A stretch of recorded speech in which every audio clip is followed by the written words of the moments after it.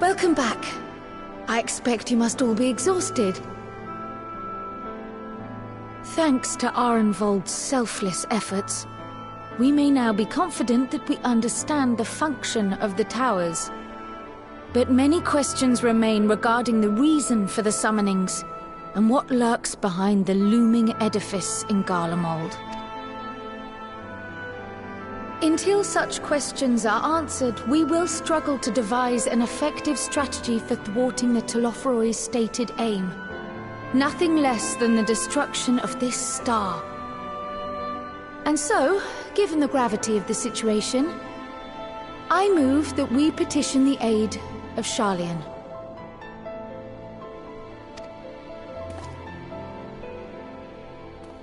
'Tis possible the ancient knowledge preserved within our archives may hide a clue to our enemy's methods.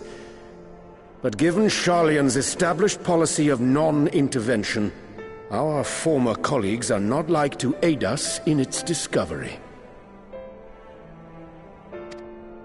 Oh, I well remember what they're like. The Forum's barefaced refusal to assist you in the days prior to the calamity must rank as Sharlayan's most shameful act since the Exodus. But were the final days to be reenacted, it would spell doom for us all. Surely even they cannot turn a blind eye to that. I trust we are all of the same mind on this matter. Urgent as it seemed, I took the liberty of petitioning the Alliance for leave to act as Eorzea's emissary, and have since received their blessing. I presume your role as a student of Baldessian will carry some weight with the Forum? One can but hope. If truth be told, our organization has been a shadow of its former self ever since the disappearance of the Isle of Val. If there are no objections, I shall depart for Sharlayan at once. But before I do, I should also mention the other matter to which I would devote some time during my stay.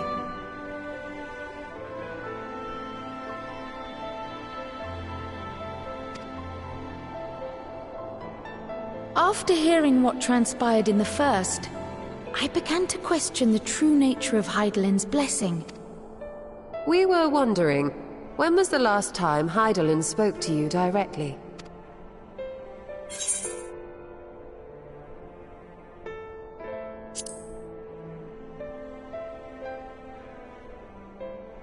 When you regained her blessing, was it not? But never since. Not in all your time in the First, when you faced the Unsundered, the very heart of Zodiark. History shows us that Hydaelyn is able to awaken the echo in her chosen, convey her will directly, and grant the blessing of light. To our knowledge, however, she has not sought to intervene in man's affairs for some considerable time. Might not the explanation for that lie with her choice of champion? Mayhap she is content to trust in her judgment. Mayhap she is. But following my initial discussion with Kryl, I made inquiries of my own, and as far as I am able to tell, Hydaelyn has not made her will known to anyone. During my time in the First, the Oracle of Light spoke to me through Reen. But that was not the will of Hydaelyn. It was Minfilia herself. Indeed. And while she and Hydaelyn were inextricably linked, Minfilia yet acted of her own volition. A messenger I wonder, could Hydaelyn's silence suggest the presence of some disruptive force, perhaps? Some obstacle to communication? While I share Urianger's high opinion of your conduct, I see no reason why she would deny you her guidance altogether. Then again, who am I to say? The fact is, we simply don't know. But if the explanation is to be found anywhere, I can think of worse places to look than the archives of Sharlayan, and their research on the Ethereal Sea in particular.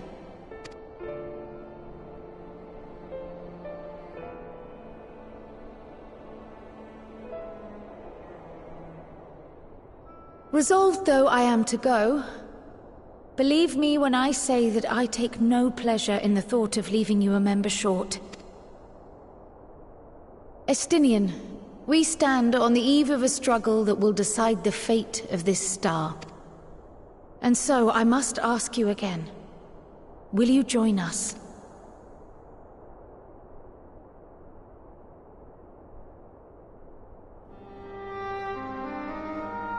You see the world the way you want it to be. I see the world the way it is. But I know you would never turn your back on those in need. Never close your eyes to their suffering. And somehow, your deeds lend truth to your words, giving the lie to my doubts in so doing. I have seen others draw strength from your belief. In Ishgard, in Alamigo. And even when you lost those you held dear, you carried their spirit with you and made their memory your guiding light.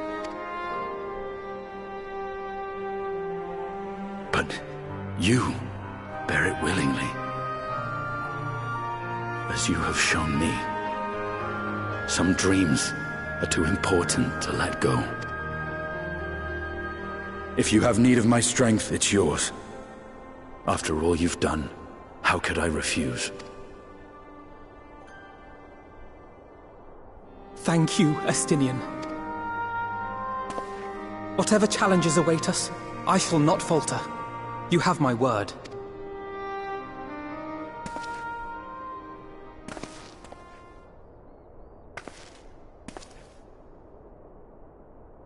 And now, I may bid you farewell.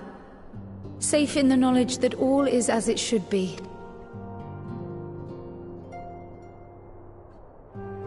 You will be sorely missed. Tread warily in Sharlayan. I shall do my very best.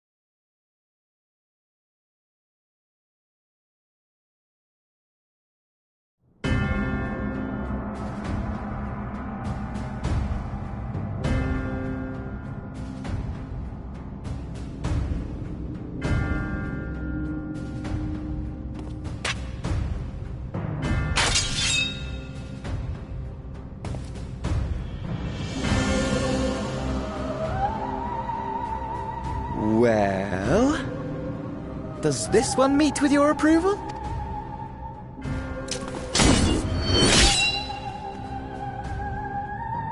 Apparently not. Or could it be that you're still upset about the dragons? You are unwise to remind me of so costly a failure.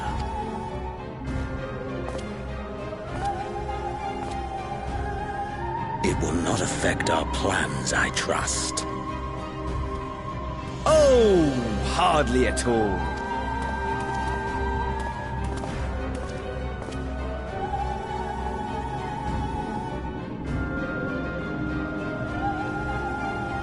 Oh, but the seeds have been sown, my lord. We have only to wait for them to quicken.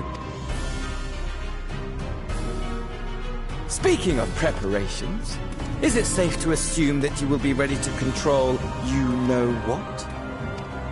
The hour draws nigh. This nation, forged for Ascian ends, will finally prove its worth. A mighty empire, now no more than an instrument of this star's destruction.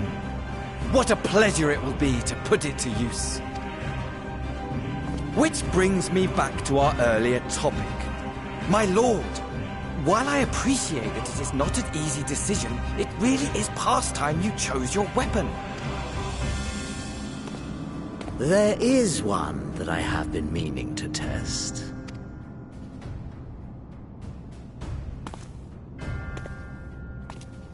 Well, well, not quite what I was expecting, though I will say, it does seem rather apt.